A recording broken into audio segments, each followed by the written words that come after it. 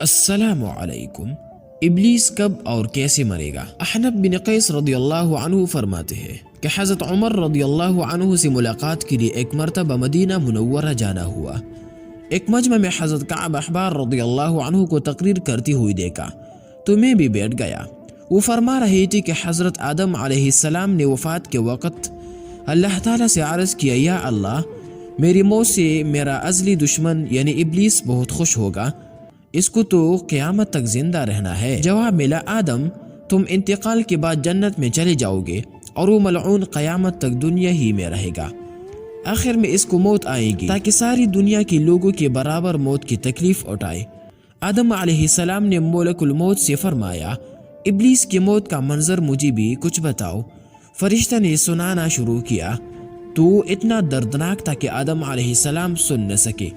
فرمایا، بس کرو، اب نہیں سنا جاتا۔ اتنا فرما کر حضرت کعب رضی اللہ عنہ خاموش ہو گئی۔ لوگوں نے کہا، حضرت، کچھ ہمارے سامنے بھی اس کے موت کا منظر بیان فرمائیے۔ پہلے تو انکار کیا، مگر لوگوں کی بے حد اصرار فرمایا، جب قیامت قریب آئے گی، لوگ حسب عادت بازاروں میں مشغول ہوں گے، اچانک ایک زوردار دھماکہ ہوگا جس سے بہت سے لوگ بے ہوش ہو جائیں گے۔ اللہ تعالیٰ ملک الموت سے فرمائے گی، میں نے سب سے زیادہ تمہارے مددگار و معاون بنائے اور تم کو ان سب کے برابر قوت دی۔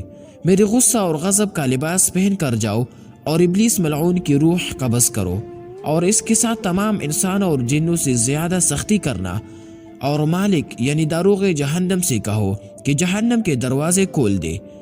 ملک الموت غیظ و غضب سے بھرے بہت سے فرشتوں کے ساتھ دنیا میں اسی طرح آئیں گے کہ آسمان و زمین والے دیکھ لے تو خوف کے مارے پگھل جائیں گے۔ ابلیس کے پاس پہنچ کر بہت زور سے ڈانٹ پلائیں گے، جس سے ابلیس بری طرح داڑھے مار مار کر چیخے گا۔ اگر دنیا والے اس کی آواز سن لے تو بے ہوش ہو جائیں گے۔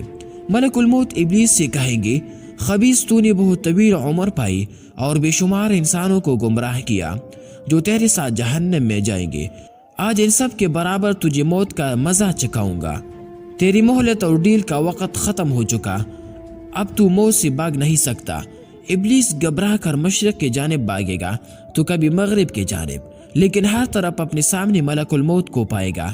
سمندر میں گھسنے کی کوشش کرے گا تو سمندر نکال پھینکے گا۔ آدم علیہ السلام کے قبر کے پاس کھڑا ہو کر کہے گا، اے آدم، تمہاری وجہ سے میں ملعون و مردود بنا، کاش کہ تم پیدا ہی نہ ہوتے۔ پھر ملک الموت سے کہے گا، کتنی سختی اور تکلیف کے ساتھ میری جان نکالو گے؟ فرمائے کہ جتنے لوگ جہنم میں ہیں، ان سب کی موت سے کہیں زیادہ تکلیف اور سختی کے ساتھ۔ یہ سن کر تڑپنے لگے گا اور چیختا چلاتا ادھر ادھر بھاگے گا، اور جہاں موت آنی ہے وہاں گر جائے گا۔ وہ جگہ آگ کے انگارے کی طرح سرخ ہوں گے اور وہاں جہنم کے کانٹوں والے کنڈیاں لگے ہوں گے۔ ان کنڈیوں سے تڑپا تڑپا کر اس کی جان نکالی جائیں گے۔ آدم علیہ السلام و حوا علیہ السلام سے کہا جائے گا، ذرا اپنے دشمن کو دیکھو کس طرح ذلت کے ساتھ مر رہا ہے۔ وہ دیکھ کر خوش ہوں گے اور کہیں گے، ربنا قد اتممت علینا النعمہ، یا اللہ، تو نے ہم پر اپنی نعمت مکمل فرما دی۔